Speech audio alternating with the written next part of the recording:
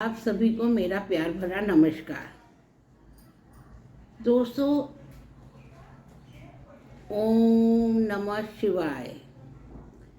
आपने बहुत ज्योतिषाचार्यों के मुख से सुना होगा कि आपकी जन्म कुंडली में ये दोष है। बहुत सी जन्म कुंडलियों में बहुत तरीके के दोष और बहुत अच्छे अच्छे योग भी पाए जाते हैं, परंतु आज मैं आपको एक कुंडली में एक सर्प दोष के बारे में सर्प दोष के बारे में जानकारी देने जा रही हूँ। सर्प दोष कुंडली में एक ऐसा दोष है जिसका कोई निवारण नहीं किया जा सकता। हाँ, इसके प्रभाव को कम जरूर किया जा सकता है, परंतु उसके लिए हमें निरंतर इसके उपाय करने पड़ते हैं। जिस प्रकार आप एक रोग को कम करने के लिए आप बार बार दवा खाते हैं, उसी प्रकार आपको ये उपाय जिसको आप दवा भी बोल सकते हैं, उपाय करने से आप इस दोष के प्रभाव को कम कर सकते हैं। जन्म कुंडली में हम 9 ग्रह और 12 घरों को देखते हैं। जन्म कुंडली में हम 9 ग्रह और 12 घरों को देखते हैं, जिसमें से 7 ग्रह होते हैं और 2 छाया ग्रह यानी कि राहु और केतु होते हैं। यदि 7 ग्रह राहु और केतु के मध्य में आ जाते हैं तो उससे एक योग बनता है जिसे काल सर्प योग कहा जाता है, जो कि दोष युक्त होता है।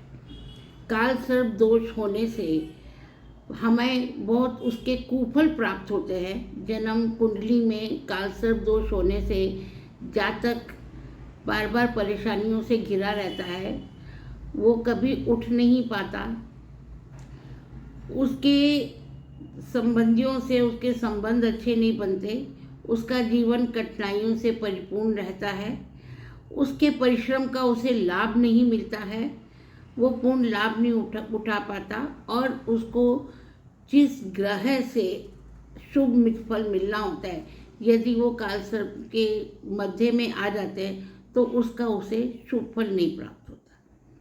मैंने पहले भी बताया, अब भी कह रही हूँ, इस दोष का कोई निवारण नहीं है, परंतु इसके प्रभाव को हम कम कर सकते हैं।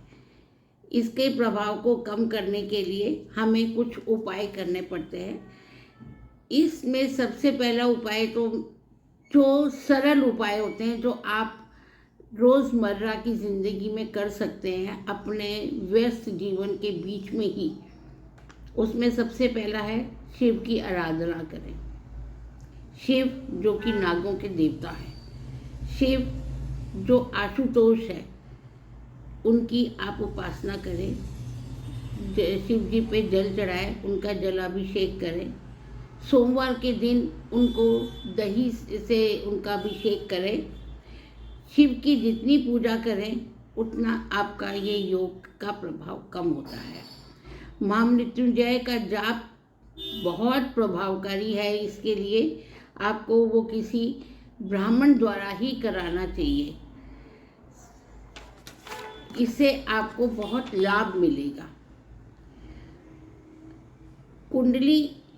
कुंडली में सर्प जो कि एक विष से भरा है ना, वो अपनी कुंडली मार के बैठ जाता है, जिसके कारण हमें विघ्न प्राप्त होते हैं, हमें कठिनाइयों का सामना करना पड़ता है। इसके उपाय के लिए आप किसी भी ज्योतिर्लिंगम में जाके, 12 ज्योतिर्लिंग हैं, वहाँ जाके आप जाप कराइए, राहु केतु का जाप कराएं, शिव के पाठ कराएं, शिव की उपासना करें, शिव मंदिर का निर्माण कराएं, शंकर जी के मंदिर का निर्माण कराएं, और नव नाग श्रोत इसका नृत्य पाठ करें। चांदी के, सोने के नाग नागिन बनाकर जो ब्राह्मण आपकी काल सर्प की पूजा करता है उसको दान दें। नाग नागिन पानी में छोड़ने से भी इस दोष का नाश होता है। पालक शिवलिंग की पूजा करें, इससे भी इसका प्रभाव कम होता है।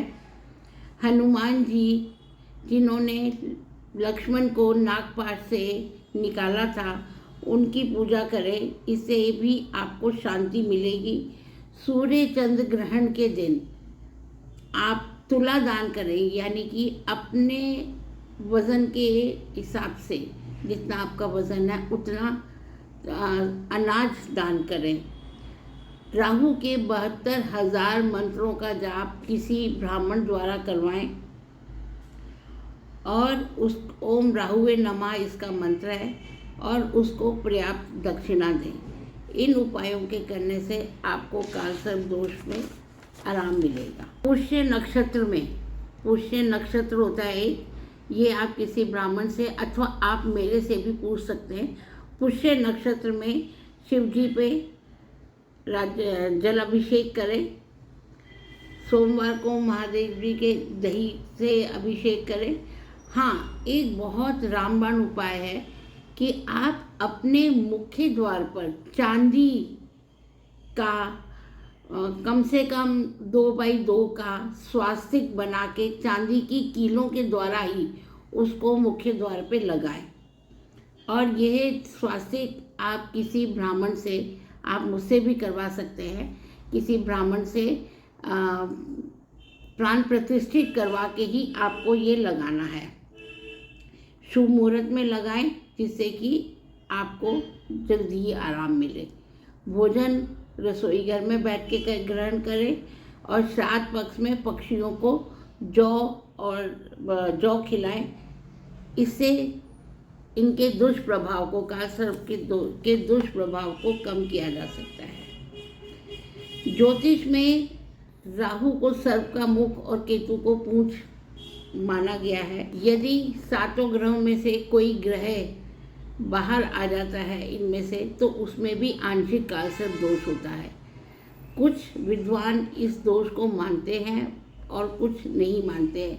इसका अभी तक कोई तथ्य नहीं मिला है, परंतु कठिनाइयों का सामना करते हुए ये देखा जाता है कि कालसर्प दोष है।